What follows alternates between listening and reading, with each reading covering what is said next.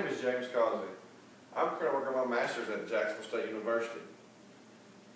My partners and I have created a PowerPoint discussing unethical behavior educators for Instructional Leadership 564 for Dr. Kaiser's class. What I'm going to do today is show you two different parts of this PowerPoint. The first part of this PowerPoint is going to discuss cheating on assessment tests, and the second part is going to talk about social media. Let's go to the slide right now. Ethics is knowing the difference between what you have a right to do and is right to do. Go to the next slide. Cheating can be defined as any action that violates the rules for administering any test.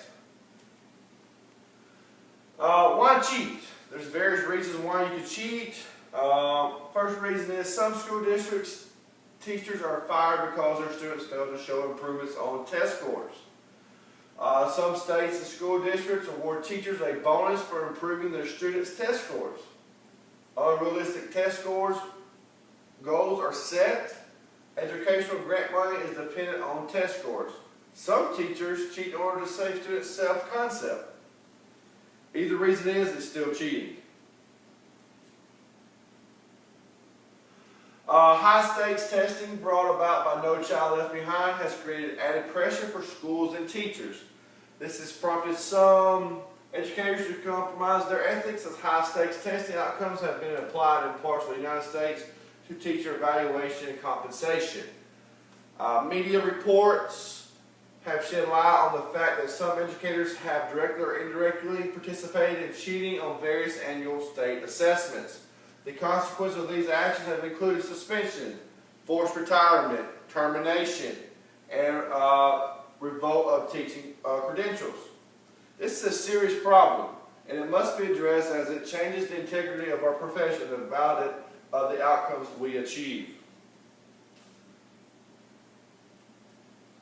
Common forms of cheating: clue words that indicate to students that they have chosen incorrect answers. One way we talked about as a group: taking students' pencils and correctly touching the right answer. Prompting students to review answers and accurately bubbling student identification numbers causes tests to be thrown out. So as you are used to teaching these students which one are lower achievers, what you would do is incorrectly bubble the identification numbers, then you know the state will throw these tests out and they will not be counted. That's still a form of cheating. Screening students' answer sheets before submitting, prompting omission to select questions, offer special accommodation to students who do not normally receive it, as normal education teachers have an aid or something like that to enhance their test-taking skills. Excuse me there for a minute. All right. Studies have been conducted which indicates,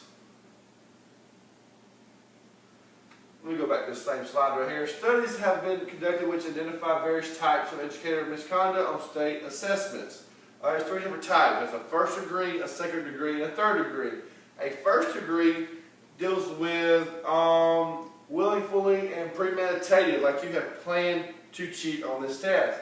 The second degree is not necessarily premeditated. It just means that you bribe too much assistance on state assessments, like you didn't plan on helping them that much, but in return you did. Cheating in the third degree is due to recklessness or negligence. Example is failure to monitor students during state assessments, but you're not paying attention closely to the students as you are assessing the tests. Each of these types of misconduct is very, very avoidable.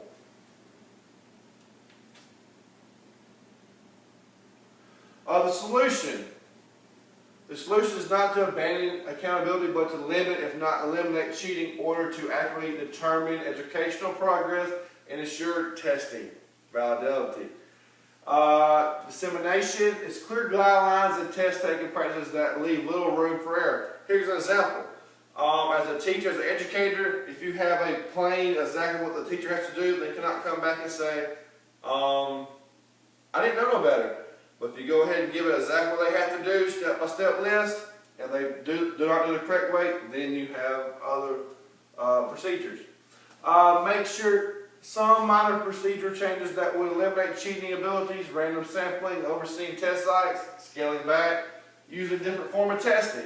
Another example could be a computer-based test, or in this case, like we have as a group, essay formats, because it really leaves the teacher cannot really help cheat on an essay format because they can't write all the students' papers. Consequences, stiffer cheating penalties, disqualification, revoking a teacher's license. I know most of you are familiar with what happened several months, even years back in Georgia, when a bunch of people in the school system, superintendent, principals, everyone had to face jail time for cheating. Let's go to the next slide.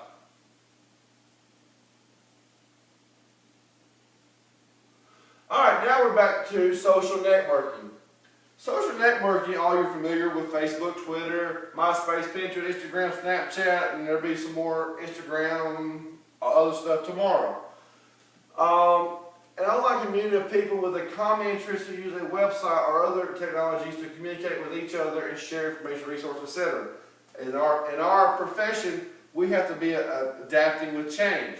And what's changing right now is technology. We do everything based on technology, and there's a fine line between should we do enough technology or we doing not enough technology, and one of these things is social networking.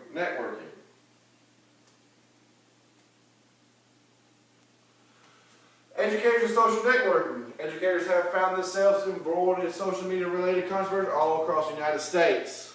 Educators' misconduct has included inflammatory comments about schools, students, parents, co-workers, posting comments and photos of questionable content and making inappropriate sexual advances toward students. Once again, these types of actions have had consequences including suspension, forced retirement, termination, and revoke of teacher certification. An example of educators' social media controversy include the Ohio teacher victimized by the fake Facebook page, the Connecticut superintendent forced to resign over discussing personal issues on social media, and Massachusetts principal fired for inflammatory comments about students and parents posted on the internet. This is a real concern with education and teachers in the future because, like we said earlier, there's a fine line between having enough information and not having enough.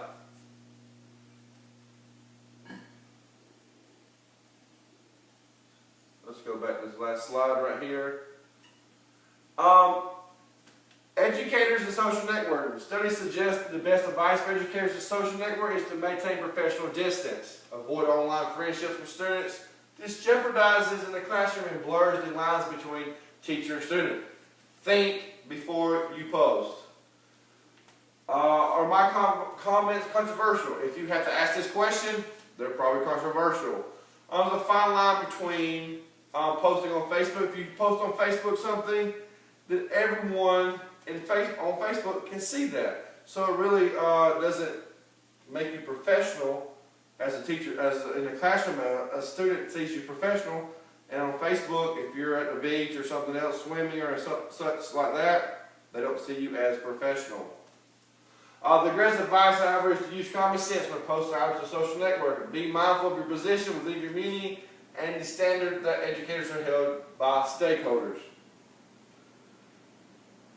Alright, this next slide, the next slide right there is just talking about references. If you have any information about references, you just contact me, send me an email, and I can shoot you all the articles and references that my classmates did on this presentation. Until school starts, see you then.